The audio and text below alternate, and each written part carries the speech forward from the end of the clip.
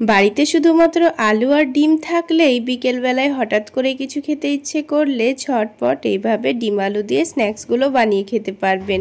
বানানো একেবারেই সহজ, মাত্র হাতে 10 মিনিট থাকলেই বানিয়ে নিতে পারবেন। তাছাড়া খেতেও হবে দুর্দান্ত টেস্টের। আসসালামু আলাইকুম বন্ধুরা, কিচেন বাঙালিয়ানা চ্যানেলে আপনাদের সবাইকে স্বাগত জানাই।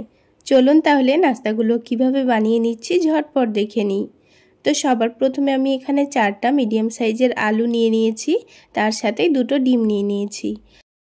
তো ডিমগুলো এখন এক সাইডে রেখে দিচ্ছি, আর এই আলুগুলোকে আমি আগে থেকে ভালোভাবে সেদ্ধ করে নিয়েছিলাম। তো আলুগুলোর খোসাটাকে ছাড়িয়ে নিচ্ছি। আর বন্ধুরা, এই আলু ডিমের নাস্তাগুলো শুধু যে বিকেলবেলায় খাওয়া যাবে তা কিন্তু না, আপনারা কিন্তু ডাল ভাতের সঙ্গেও খেতে পারবেন, খেতে দুর্দান্ত লাগবে।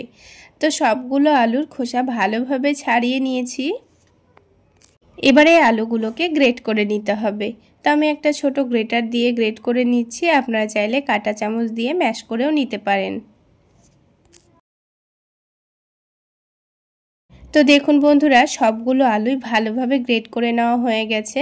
লক্ষ্য রাখতে হবে আলুর মধ্যে যেন একটুও দলাভাব না থাকে।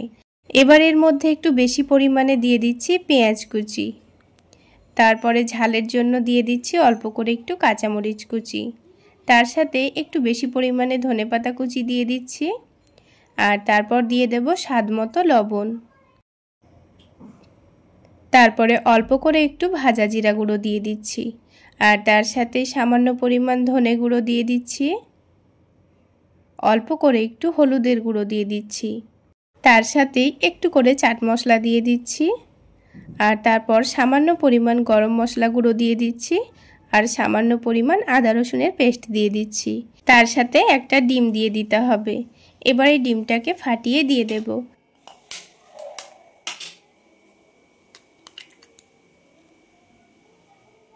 এবার বাইন্ডিংয়ের জন্য 2 টেবিল চামচ পরিমাণ চালের গুঁড়ো দিয়ে দিচ্ছি। তবে আপনারা চাইলে চালের গুঁড়োর পরিবর্তে এখানে কর্নফ্লাওয়ারও দিতে পারেন। তার সাথেই 2 টেবিল চামচ পরিমাণ সুজি দিয়ে দিচ্ছি। তবে সুজি দিতে না চাইলে শুধুমাত্র চালের গুঁড়ো দিলেও হবে, তবে চালের গুঁড়োর পরিমাণটা একটু বাড়িয়ে দিতে হবে। এবার সব কিছু একসঙ্গে ভালোভাবে মাখিয়ে নেব। তাহলে বন্ধুরা, আজকের এই ডিম আলুর নাস্তা রেসিপি যদি আপনাদের ভালো লেগে থাকে তাহলে অবশ্যই একটা লাইক শেয়ার করে দেবেন।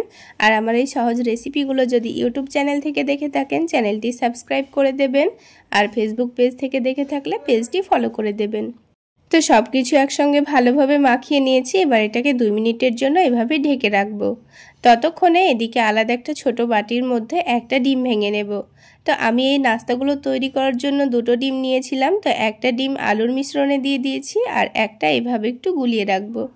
তো সামান্য পরিমাণ বিট লবণ দিয়ে ডিমটাকে ফেটিয়ে নিচ্ছি। তো ডিমটা গুলে নেওয়া হয়ে গেছে। এবার আমি আপনাদের নাস্তাগুলো তৈরি করে দেখিয়ে দিচ্ছি। এবারে আলুর মিশ্রণটা হাতের মধ্যে অল্প অল্প করে নিয়ে বড়ার শেপে ভেজে নিতে হবে।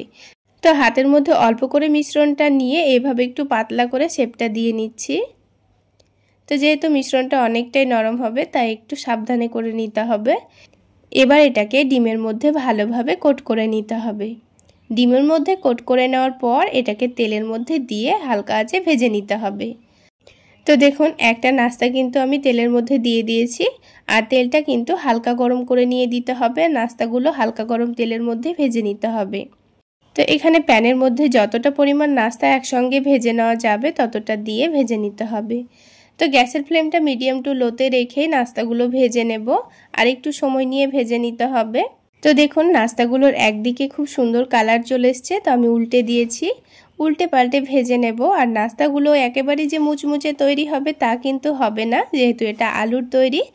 তো দেখুন বন্ধুরা, নাস্তাগুলোর মধ্যে খুব সুন্দর কালার চলে এসছে। এবার আমি তেলটা ঝরিয়ে নিয়ে তুলে নিচ্ছি। বাকি নাস্তাগুলো ঠিক একইভাবে ভেজে নেব। বন্ধুরা, একবার হলো এভাবে বানিয়ে খেয়ে দেখবেন, খেতে কিন্তু দুর্দান্ত টেস্টের হয়। তো সবগুলো নাস্তায় আমার ভেজে নেওয়া হয়ে গেছে। এবার এই নাস্তাগুলোকে আমি টমেটো সসের সঙ্গে পরিবেশন করে নিয়েছি। আর একটা নাস্তা আমি আপনাদের ভেঙেও দেখিয়ে দিচ্ছি। তাহলে বন্ধুরা, আজকে এই পর্যন্তই। সকলে অনেক বেশি ভালো থাকবেন, সুস্থ থাকবেন।